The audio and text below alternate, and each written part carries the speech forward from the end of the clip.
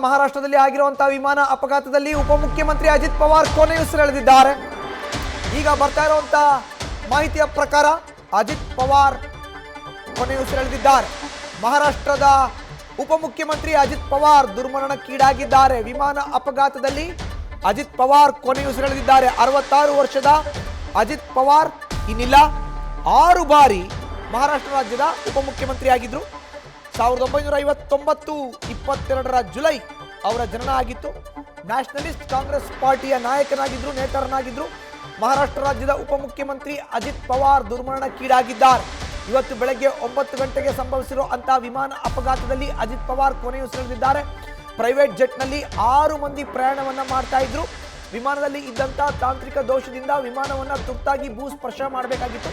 Landing ವೇಳೆಯಲ್ಲಿ ಆಗಿರುವಂತಹ ಅವಘಡ ಏಕಾಏಕಿ ವಿಮಾನದಲ್ಲಿ ಕಾಣಿಸಿಕೊಂಡಂತ ತಾಂತ್ರಿಕ ದೋಷದಿಂದ ಸುಟ್ಟು ಕರಕಲಾಗಿದೆ. ವಿಮಾನದಲ್ಲಿ ಪ್ರಯಾಣವನ್ನ ಮಾಡ್ತಾ ಇದ್ದಂತ ಎಲ್ಲ 6 ಜನರು ಕೂಡ ಈಗ ಕೊನೆಯುಸಿರೆಳೆದಿದ್ದಾರೆ. ಅದರಲ್ಲಿ ಮಹಾರಾಷ್ಟ್ರದ ಉಪಮುಖ್ಯಮಂತ್ರಿ ಅಜಿತ್ ಪವಾರ್ ಅವರು ಕೂಡ ಇದ್ರು. ಅಜಿತ್ ಪವಾರ್ 6 ಬಾರಿ ಮಹಾರಾಷ್ಟ್ರ ರಾಜ್ಯದ ಉಪಮುಖ್ಯಮಂತ್ರಿ ಆಗಿದ್ರು. ಅಜಿತ್ ಅನಂತರಾವ್ ಪವಾರ್ 2024 ಡಿಸೆಂಬರ್ನಲ್ಲಿ ದೇವೇಂದ್ರ ಫಡ್ನವೀಸ್ ಮಹಾರಾಷ್ಟ್ರ ರಾಜ್ಯದ ಮುಖ್ಯಮಂತ್ರಿಯಾಗಿ ಪ್ರಮಾಣ ವಚನವನ್ನು ಸ್ವೀಕಾರ ಮಾಡಿದಾಗ ಅವರ ಕ್ಯಾಬಿನೆಟ್ನಲ್ಲಿ ಉಪಮುಖ್ಯಮಂತ್ರಿಯಾಗಿ 6ನೇ ಬಾರಿಗೆ ಸೇರ್ಪಡೆಯಾದರು. ಅಜಿತ್ ಅನಂತರಾವ್ ಪವಾರ್ ಅವರ ಪೂರ್ತಿ ಹೆಸರು. 1959 ಜುಲೈ 22 ಅವರ ಜನನವಾಗಿತ್ತು. ಹೆಚ್ಚಿನ ಮಾಹಿತಿ ನೀಡ್ತಾರೆ ನಮ್ಮ ಪ್ರತಿನಿಧಿ ಚಂದ್ರಮೋಹನ್. ಈಗ ದೂರವಾಣಿ ಸಂಪರ್ಕಕ್ಕೆ ಸಿಕ್ಕಿದ್ದಾರೆ. ಚಂದ್ರಮೋಹನ್, ನಿಜಕ್ಕೂ ಕೂಡ ತುಂಬಾ ದೊಡ್ಡ ಲಾಸ್. ಮಹಾರಾಷ್ಟ್ರ ರಾಜ್ಯ ರಾಜಕಾರಣಕ್ಕೆ ಸಂಬಂಧಪಟ್ಟಂತೆ 6 ಬಾರಿ ಉಪಮುಖ್ಯಮಂತ್ರಿಯಾಗಿ ಕಾರ್ಯವನ್ನು ನಿರ್ವಹಿಸಿ ಈಗಲೂ ಕೂಡ ಉಪಮುಖ್ಯಮಂತ್ರಿಯಾಗಿ ಕಾರ್ಯವನ್ನು ನಿರ್ವಹಿಸ್ತಾ ಇದ್ದಂತ ಅಜಿತ್ ಪವಾರ್ ಇನ್ನಿಲ್ಲ. ಹೇಗಾಯ್ತು ಘಟನೆ, ಎಕ್ಸ್ಪ್ಲೈನ್ ಮಾಡೋದಾದ್ರೆ? ಮಧುಸೂದನ್, ಇವತ್ತು ಮಹಾರಾಷ್ಟ್ರದ ಹಾಲಿ ಉಪಮುಖ್ಯಮಂತ್ರಿ ಅಜಿತ್ ಪವಾರ್ ಅವರು ಬಾರಾಮತಿ ಏರ್ಪೋರ್ಟ್ ನಿಂದ ಹೊರಟಿದ್ರು. ಆದ್ರೆ ಏರ್ಪೋರ್ಟ್ ನಿಂದ ವಿಮಾನ ಟೇಕ್ ಆಫ್ ಆದಂತಹ ಕೆಲವೇ ನಿಮಿಷಗಳಲ್ಲಿ ವಿಮಾನ ಎಮರ್ಜೆನ್ಸಿ ಲ್ಯಾಂಡಿಂಗ್ ಮಾಡಬೇಕಾದಂತಹ ಪರಿಸ್ಥಿತಿ ಬಂತು. ಎಮರ್ಜೆನ್ಸಿ ಲ್ಯಾಂಡಿಂಗ್ ಮಾಡುವಂತ ಪ್ರಯತ್ನದ ನಡುವೆನೆ ವಿಮಾನ ಕ್ರಾಶ್ ಆಗಿದೆ. ವಿಮಾನ ಕ್ರಾಶ್ ಆದ್ರಿಂದಾಗಿ ಬೆಂಕಿ ಹೊತ್ಕೊಂಡಿದೆ. ಬೆಂಕಿ ಹೊತ್ಕೊಂಡು ವಿಮಾನದಲ್ಲಿದ್ದಂತಹ ಅಜಿತ್ ಪವಾರ್ ಸೇರಿದಂತೆ ಎಲ್ಲ 6 ಮಂದಿ ಕೂಡ ಸುಟ್ಟು ಕರಕಲಾಗಿ ಸಾವನ್ನಪ್ಪಿದ್ದಾರೆ ಅನ್ನೋ ಒಂದು ಮಾಹಿತಿ ಸಿಕ್ಕಿದೆ.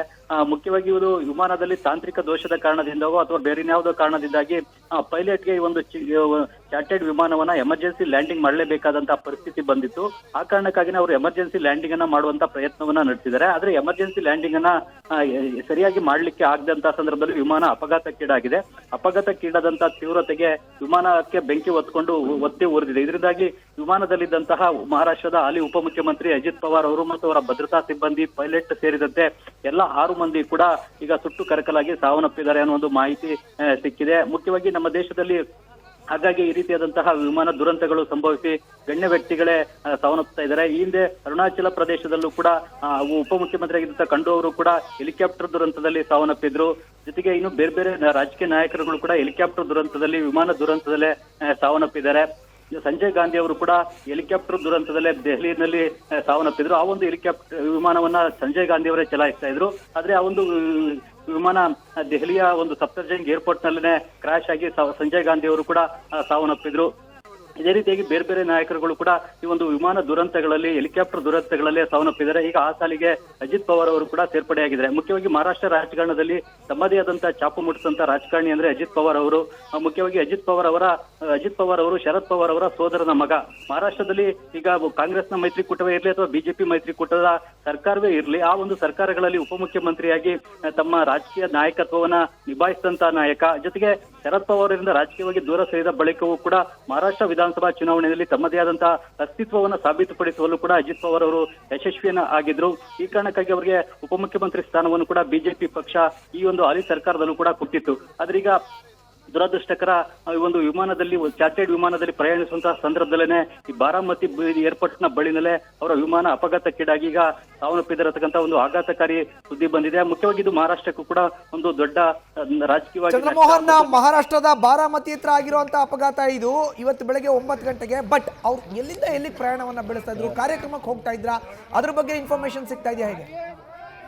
ಹೌದು ಮಧುಸೂದನ್, ಇವತ್ತು ಬಾರಾಮತಿ ಏರ್ಪೋರ್ಟ್ ನಿಂದನೇ ಇವರ ಚಾರ್ಟೆಡ್ ವಿಮಾನ ಟೇಕ್ ಆಫ್ ಆಗಿದೆ. ಟೇಕ್ ಆಫ್ ಆದಂತ ಕೆಲವೇ ನಿಮಿಷಗಳಲ್ಲಿ ಏರ್ಪೋರ್ಟ್ ನ ಬಳಿನಲ್ಲೇ ಈ ಒಂದು ವಿಮಾನ ಕೂಡ ಅಪಘಾತಕ್ಕೀಡಾಗಿದೆ. ಇದರಿಂದಾಗಿ ವಿಮಾನ ಒತ್ತಿ ಉರಿದಿದೆ. ಇದರಿಂದಾಗಿನೇ ಅಜಿತ್ ಪವಾರ್ ಅವರು ಸಾವನ್ನಪ್ಪಿದ್ದಾರೆ. ಈಗ ಇವರು ಎಲ್ಲಿಗೆ ಹೊರಟಿದ್ರು ಏನು ಮತ್ತು ಈ ಒಂದು ಚಾರ್ಟೆಡ್ ವಿಮಾನದ ಪೈಲಟ್ ಯಾರು, ಯಾವ ರೀತಿಯಾದಂತಹ ತಾಂತ್ರಿಕ ದೋಷ ಕಂಡು ಬಂದಿತ್ತು ಮತ್ತು ATCಗೆ ಏನ್ ಮಾಹಿತಿಯನ್ನ ಕೊಟ್ಟಿದ್ರು ಅನ್ನೋತಕ್ಕಂಥ ಮಾಹಿತಿ ಇನ್ನಷ್ಟೇ ಲಭ್ಯ ಆಗ್ಬೇಕಾಗಿದೆ. ಆದ್ರೆ ವಿಮಾನ ಒಂದು ಎಮರ್ಜೆನ್ಸಿ ಲ್ಯಾಂಡಿಂಗ್ ಮಾಡುವಂತ ಪ್ರಯತ್ನದಲ್ಲಿ ಕ್ರಾಶ್ ಆಗಿದೆ. ಇದರ ಪರಿಣಾಮವಾಗಿನೇ ವಿಮಾನಕ್ಕೆ ಬೆಂಕಿ ಹೊತ್ತಿ ಉರಿದಿದೆ. ಇದರ ಪರಿಣಾಮವಾಗಿನೇ ಈಗ ಅಜಿತ್ ಪವಾರ್ ಸೇರಿದಂತೆ ವಿಮಾನದಲ್ಲಿದ್ದಂತಹ ಎಲ್ಲ 6 ಮಂದಿ ಕೂಡ ಸಾವನ್ನಪ್ಪಿದ್ದಾರೆ ಅನ್ನೋ ಒಂದು ಮಾಹಿತಿ ಸಿಕ್ಕಿದೆ ಮಧುಸೂದನ್. ಓಕೆ, ಧನ್ಯವಾದ ಚಂದ್ರಮೋಹನ್ ನಿಮ್ಮ ಮಾಹಿತಿಗೆ. ನ್ಯೂಸ್ ಫಸ್ಟ್ ನಿರ್ಭೀತಿಯಿಂದ ನಿಮ್ಮ ಪರವಾಗಿ.